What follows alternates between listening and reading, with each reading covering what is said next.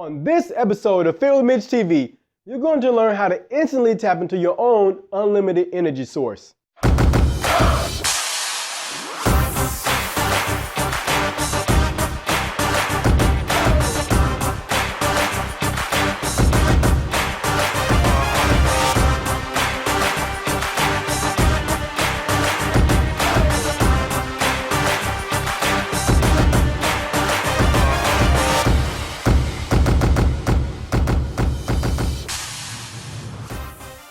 Hey, it's your fitness coach, Mitch Graves, back again with episode 9 of Fit with Mitch TV. And in this episode, we're going to talk about how to increase your energy. You know, as I talk to a lot of my clients, one of the biggest problems is, Mitch, I'm tired all the time. Mitch, I don't have enough energy. And here's one thing I know. If you don't have enough energy, you're not going to have the motivation and the activation that you need to really get into action to really make things happen for yourself. You're not going to have the energy to exercise. You're not going to have the willpower to make good choices in your food. And so this show is all about helping you do what you already know you should do, giving you the mental tools and the strategies that you need to break through and to find a new body. So on this episode, I'm going to talk about some of the main problems that you might have about why you're having decreased energy and some things you can do instantly right now to increase your energy and sustain it over the long term so you can stay motivated, you can stay in action, you can create that momentum, because we are what we consistently do. And if you have the energy and the motivation to consistently do the practices that you need to do on a daily basis to create the body and the lifestyle that you're looking for, guess what? It's going to happen. So you felt the effects of what low energy feels like. And low energy can lead to low motivation, demotivation, in fact. And so you'll start out with a goal. You'll say, man, I want to lose these 30 pounds in the next 5 months or the next 6 months, which is a pretty big goal, all right? And so we boil that down to what you need to do on a daily basis. And you say, well, I need to go and walk on a daily basis of 30 minutes, or I need to go and run or hit the gym or whatever it is you know that you need to do. Well, first couple of days you feel great, all right? And then you run into some type of stressful roadblock. Maybe something happens in your life. You get into a spat with your spouse, or your kids do something at school, and your schedule gets kind of messed up, and then wow, boom. Now you have that increased stress in your life, and now you have lower energy, lower motivation, so now you fall off the wagon. Well, what happens when we fall off the wagon is an exponential decrease. And so after the first day, right, you say, oh, it's only just one day, and then the second day it's a little bit harder to get back into it. The third day it's a little bit harder. The fourth day, well, by the fifth or sixth day, you're falling off the wagon. And so most people just throw in the towel and say, forget it. Well, if they had known how to tap into their own energy, tap into their own increased motivation in that moment, they could have got back on the wagon right there, right after day one, and gotten back on it. The second thing that low energy leads to is what I call the vicious guilt cycle. And so you might feel guilty about eating that donut or missing that workout or whatever it is. You feel guilty about that, and then that puts you into a negative mood, which then leads to poor decision making again. And so you have the guilt, which leads to the poor decision. When you feel guilty about the poor decision, so you feel guilty, and then you make another poor decision, and it just goes down and down and down, right? So tapping into your own energy, tapping into your own increased energy is going to give you the motivation that you need to tap into that. And so that's what we're going to talk about in this episode. How to increase your mood so that you can increase your energy, right? And then you can have the motivation that you need to execute on those goals. All right, so here it is. This is what I call the ROE Stack. The ROE Stack, return on energy. So you may have heard of ROI, return on investment. And so how do we increase our own ROE, our own return on energy? It's doing the few things that are going to give you, think about it like an energy portfolio, right? So doing the things that's going to be assets and give you income of energy instead of liabilities, which create expenses of energy. And so after studying some people who are very high energetic, high performers in the world, and then even tapping into my own experiments that I've done on myself, because this has been an area of concentration for me lately, I've tapped into what I call the 4 principles of ROE. 4 principles of ROE, and they do affect your mind, your body, and your spirit on these four different levels, so that you can really have the increased energy that you need to really execute on those goals. So let's check out what those 4 principles are of this ROE portfolio. Okay, so let's look at the ROE, the return on energy, the 4 principles you need to keep and to tap into your own increased energy so that you can have the motivation to execute on those goals. So the first up is your morning ritual. So after studying a lot of productivity books and seminars and guys who are highly productive, high performers, men and women who are high performers, they all have some type of morning ritual, something that they do in the morning before the world gets up that's going to increase their energy. I've been a trainer at 5:30 in the morning for probably 3 years now. All right, we're doing personal training or classes, one of the two, at 5:30 in the morning. And time after time after time, my clients come back and tell me, Mitch, I love coming to your classes in the morning because I have so much energy for the rest of the day. And so they set themselves up for success early to go forward and execute on the things that they need to do for the rest of the day. So that morning ritual needs to include a few components. One, the time of relaxation and stillness, right? So whatever that might be for you, your prayer, I'll get more about the spiritual practices in a moment. But some type of stillness, some type of time, a meditation where you can just stop and just be still in the morning. That's component number one. Component number two is some type of focus on your goals for the day and for the long term. So the short term and then long term goal focus. All right. And then the third component is definitely some type of exercise. So some type of movement, whether it's a short 5-minute, 7-minute routine, or you come to one of my classes and you do a full 1-hour workout with me. So some type of exercise so that you can do in the morning. So those are going to be your morning rituals. And the reason that you want to need a morning ritual is because it's going to help you to stack wins early. Stack wins early. It gives you an increased dopamine response in your brain because your brain becomes positively attuned to that dopamine. It says, oh, well, I want to look for more things throughout the day. It's going to give me a positive dopamine hit, minus the food and things like that. But when you stack those wins early, when you celebrate those wins early, it sets you up for success. Think about the morning as the foundation for your day. That's the energy foundation for your day. You got to get that in place. The second thing is a positive mood. Now, I know this seems kind of broad, but studies have shown over and over and over again that a person who has a negative mood is going to have decreased levels of productivity in their life. And I can tell you, it's common sense.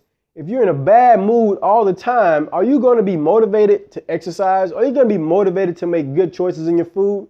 No. And so having that positive mood is going to help you make those better decisions because your mood determines how you perceive the world. It determines how you react to the stimulus. And so if you're in a good mood and someone cuts you off in traffic, okay, that's fine. But if you're in a bad mood, somebody cuts you off in traffic, you might hit them in the back. You might run into them, right? And so same thing when your kids come to you. If you're in a good mood, they come to you in the morning and you say, another morning ritual, right? They come to you in the morning and they say, mommy, daddy, I need this thing. You say, oh, great. You can go ahead and do it. But if they come to you in a bad mood, it's like, man, whatever, get out of my face. So hope you're not parenting like that. So some great things is going to turn your mood around. So what are some of the things that are going to turn your mood around? First of all is remembering a time when you were in a positive, energetic state. So our emotions are really going to create the energy that we need. You have the energy of creativity, the energy of aggression, the energy of happiness, the energy of focus, right? Those are going to be increased. Those are going to be emotions that give you an increased energy. And so some of the things that are going to turn your mood around right away is definitely focusing on your emotions. Number two is definitely going to be something like music. I know I like to listen to music when I go for my walks. I listen to film scores. The Superman film score by Hans Zimmer. I love it. I get to walking on that, and by the time I finish a few songs and I've done my walk, I've had my increased energy focus, I'm ready to burst down a brick wall. I'm ready to execute whatever it is, activity I got to do. Boom. So music is going to be great for you. Listen to some energetic music. It's going to get you up. Number three, being around friends and family that are going to uplift you. Some type of social gathering, social surrounding, social support. And number four, laughing, humor, right? Doing something, being silly is going to help increase your mood. All of these things are going to tie back into increasing the serotonin, the dopamine levels in your brain. All right, so that's number 2 about positive mood. The next principle of your ROE stack is going to be your foods that you eat, your food selection.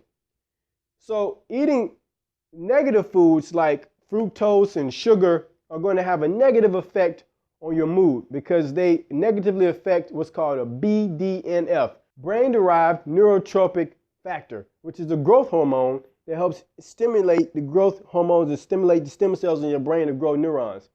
So sugar and fructose are going to have a negative effect on your BDNF, are going to have a negative effect on your serotonin in your gut.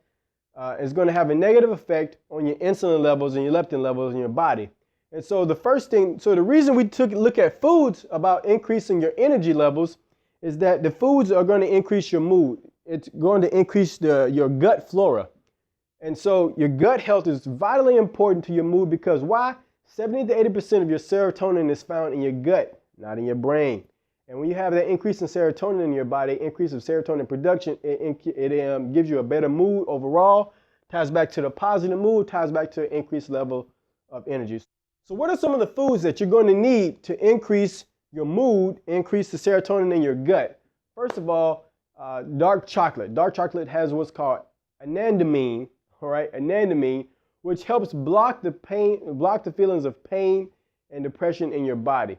So when you help block those things, it's going to give you that increased uptake. So dark chocolate, which is at least 70% cocoa, you can find Lindt dark chocolate at 72%. I've even seen like 90%, right?